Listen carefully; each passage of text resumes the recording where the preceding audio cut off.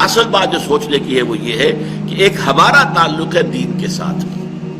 بس نماز روزہ حج زکوٰۃ، باقی دین کا غلبہ بھائی نہیں ہے تو میں کیا کروں، میرے کیے سے تو نہیں ہو جائے گا،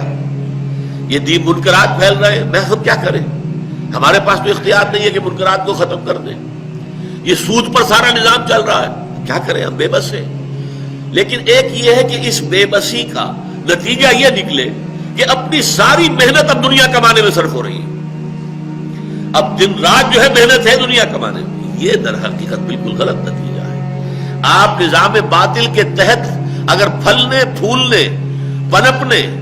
اور پھیلنے کی کوشش کرتے ہیں تو گویا کہ آپ نے ذہناً اس نظام باطل کو قبول کر لیا ہے، اور آپ مجرم ہیں، پھر اس کو قبول کرنے ایبیٹرز ہیں، آپ ایبیٹمنٹ کر رہے ہیں اس نظام کی۔ ہاں اگر یہ ہے کہ آپ نے دیکھا ہماری مجبوری ہے، مجبوری کی وجہ سے حسرت دل میں پیدا ہو جائے، یہ حسرت جو ہے پھر آگے بڑھے گی، کچھ تو کرو۔ کل ہی میں ایک جگہ پر پرسوں میں نے فیض کے یہ اشعار سنائے تھے، وہ بڑے اس وقت مجھے یاد آئے ہیں۔ دشنام نالا ہاؤ ہو فریاد کچھ تو ہو، چیخے ہے درد ہے دلے برباد کچھ تو ہو۔ آخر ہمارے اندر کا وہ احساس کہ یہ کیا ہو رہا ہے، کیوں ہو رہا ہے، کبھی روئے تو صحیح بیٹھ کر، کبھی خلوت کے اندر ہمارا اس احساس بے بسی کے اوپر ہی کچھ دو آنسو ہماری آنکھوں سے نکل آئے، ہم کچھ نہیں کر سکتے۔ جیسے حضرت زید نے کہا تھا اللہ میں تجھے پوجنا چاہتا ہوں، کیسے پوجوں یہ میں نہیں جانتا، اسی طرح اللہ میں چاہتا ہوں تیرے دین کو غالب کروں، کیسے کروں یہ مجھے معلوم نہیں۔ اگر یہ بات بھی ہو کسی درجے میں تو گویا کہ قلبی نفرت جو ہے اس نظام کے ساتھ انسان کے دل کے اندر ہے، تو یہ گویا کہ صحت کی علامت ہے، گویا کہ ابھی وہ انسان اندر کا انسان مرا نہیں ہے، فطرت ابھی مسخ نہیں ہوئی ہے۔ اب اس سے آگے قدم بڑھائے گا تو پھر کم سے کم زبان کھولے گا، بدی کے خلاف، برائی کے خلاف، نیکی کی تلقین کرے گا، بھلائی کی دعوت دے گا، اللہ تعالیٰ اس سے آگے توفیق دے گا۔ اگر اسے مل جاتا ہے کوئی گروہ، کوئی جماعت، یا وہ خود صاحب ہمت ہے اور کوئی جماعت قائم کر لیتا ہے کہ ہم مل جل کر جد و جہد کریں گے اور اس نظام کو جو ہے اس کے جڑوں سے اکھاڑ کر پھینکنے کی کوشش کریں گے، تو کیا کہنے، نتیجہ نکلے یا نہ نکلے اس سے کوئی بحث نہیں، قطعاً کوئی بحث نہیں۔ سینکڑوں انبیاء آئے کہ جن کی دعوت کا کوئی نتیجہ نہیں نکلا، لہذا یہ تو سوال خارج از ذہن رہنا چاہیے، خارج از بحث،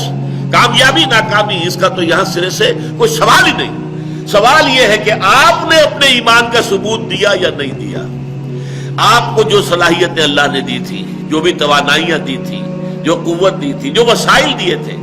آپ نے اسے اللہ کے دین کے لیے صرف کیا یا دنیا کمانے کے لیے صرف کیا؟ یہ ہے یوں سمجھیے کہ اصل جو سوال ہے، کانٹے دار سوال، کہ آپ کی توانائیاں لگی کدھر ہے، نتیجہ نکلنا دوسری بات۔ ایسا بھی ہے دنیا میں بے شمار لوگ ہیں کہ جو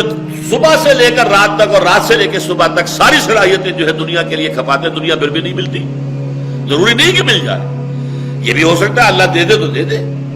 جیسے کہ فرمایا وَمَنْ عَاجِلَةَ عَجَّلْنَا لَهُ فِيهَا مَا نَشَاءُ لِمَن نُرِيدُ، جو کوئی عاجلہ کا طلبگار بنتا ہے ہم دے دیتے اسے جس کو چاہتے ہیں، جتنا چاہتے ہیں دے دیتے ہیں دنیا کے اندر۔ لیکن ایسا بھی ہوتا ہے کہ ساری عمر دنیا ہی کے پیچھے بھاگتے رہے، دوڑتے رہے، اور حلال اور حرام کی کوئی تمیز بھی نہیں کی، لیکن دنیا ہاتھ نہیں آئی، یہ بھی ہوتا ہے۔ اور یہ بھی ہوتا ہے کہ دنیا ہاتھ آ جاتی۔ لیکن سوال اصل میں یہ ہے، اگر تم نے اللہ کو پہچانا ہے، اللہ کو مانا ہے،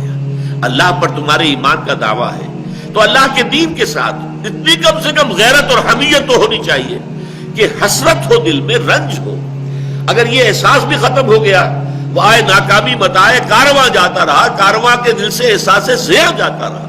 یہ بھی ختم ہو گیا، تو اس کا تو مطلب یہ کہ سرے سے دل کے اندر ایمان رائی کے دانے کے برابر بھی نہیں ہے۔ ہاں اگر یہ احساس زیاں ہوگا تو یہ کہیں کبھی نہ کبھی